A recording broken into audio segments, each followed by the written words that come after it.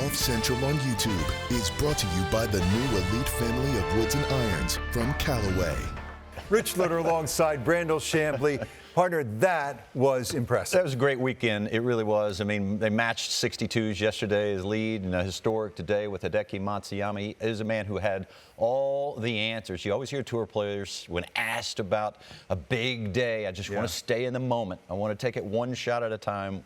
Well, you actually got to see somebody do that today. By the time they got to the 8th hole, thanks to Hideki's hole out at 3 for eagle and his birdie at 5, the lead was 3, and Collin Morikawa stands up on the tee here at the 8th. It's a beautiful cut shot into that slope, uses the slope, gets it down there really close. And he thought, okay, now maybe Collin's going to cut into that lead, get it to about 2 shots.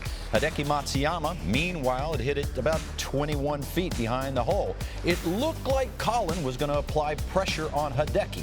Instead, Hideki keeps the pressure on Collin. Now, when they make the turn, the lead was back to 4, but Collin on the 10th, down the slope, putted beautifully this week, by the way. Okay, there you go. Lead cut to 3, gets up on 11. Now, the wind's hard off the left, the pin's hard on the left.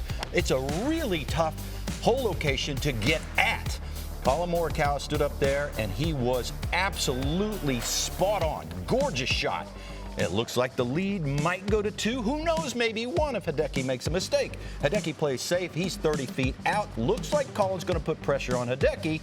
Hideki says, not so fast, not so fast. I got the hammer. Puts the pressure on Collin. Okay, forward to 16 after Collin had birdied 14 and 15, got the lead to 2.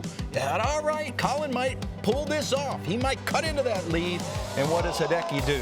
Puts the pressure right back on Collin Morikawa. He is now, Hideki I'm talking about, with the outright lead, 5 for 5. Not a huge sample size, but a big enough sample size to know that this guy, when the heat's on, is nails. And when he's healthy, he can really go. 62 to win at the Genesis Invitational at the Riviera. Remember the 61 to win at Firestone years ago. And here he is. This is his 11th PGA Tour victory, Brandel, and he's still just 32.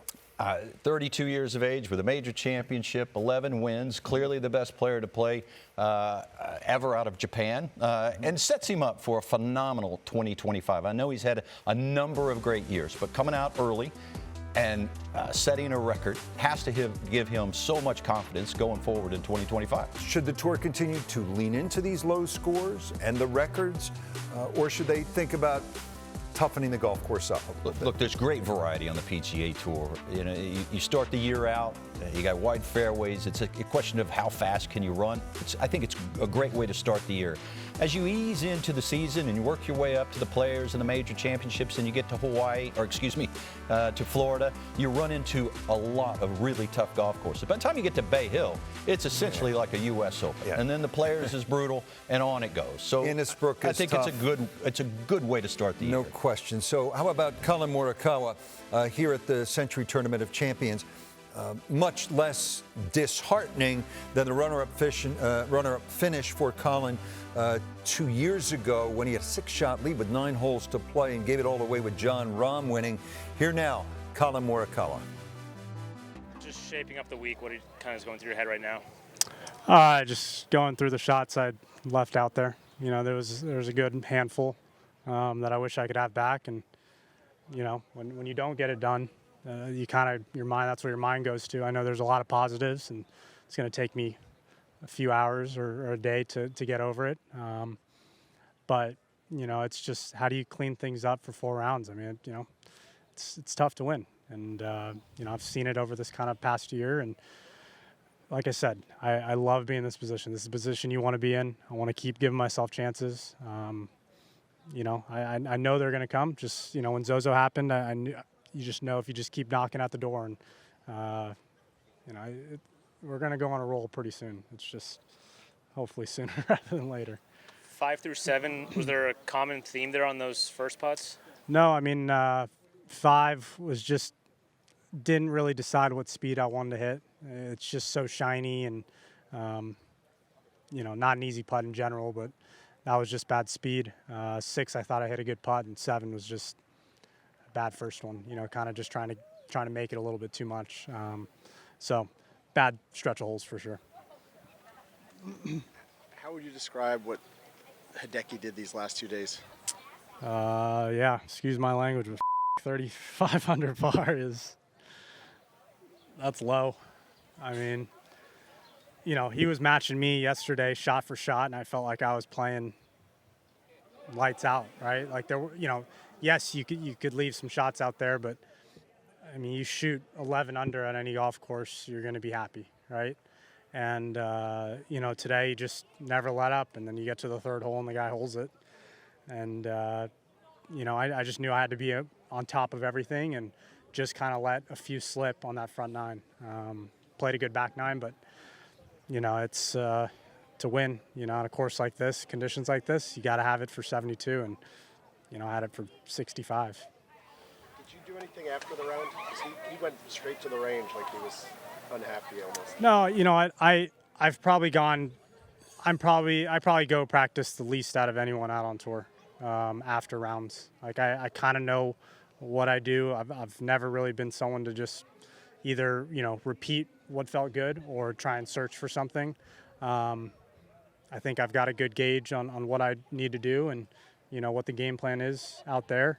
Like I said, first few holes were fine. 1 through 3, 1 through 4. Just a couple missed putts. Just got to figure out how to not do that. Does it change your assessment at all when you finish second to a performance like that, or are you just frustrated because you didn't win? Yeah, I mean, it's a little better than 2 years ago, right? I mean, I would have had to shoot. You shot what, 8 today? 9. Yeah. I would have had to shoot 10. Yes. Yeah. Today. I don't know how many 10 unders were shot today, but 21 under weekend. yeah, a little bit better, right? And like I said, I came into this off season and came into this tournament ready to play golf, not ready to play into all the way to Augusta and get ready for the Masters. Like I am prepared to play. So come 2 weeks from now, I'm going to be prepared to play. And it was nice to see the result. Still would like to, finish out on top.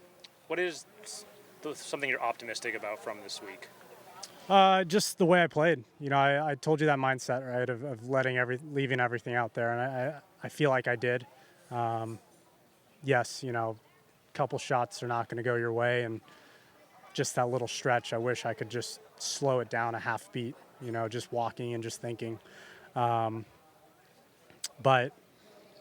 I felt like from a start, Thursday, first hole, I was ready to play golf. And it's hard to do that sometimes, especially it's hard to do it out here when you got wide fairways, you can kind of cruise into maybe a 5-6 under and get the year started. But I came out here trying to be ready for golf, and I'm going to try and do that for every event out there. I don't care if it's my 3rd, 4th week in a row, first week after whatever. That's going to be the mentality for the entire year. Was there a moment to you where you felt like, man, I'm just not going to be able to catch him today? After he hit the wedge shot on 16, I mean, I was 2 down with 3 to go. Bad, little pulled off 16 tee in the bunker. Still hit a decent shot and then nearly holds it. If he pars that, it's 2 down, 2 to go. It's very, very possible. Then it was 3 down and kind of hurt.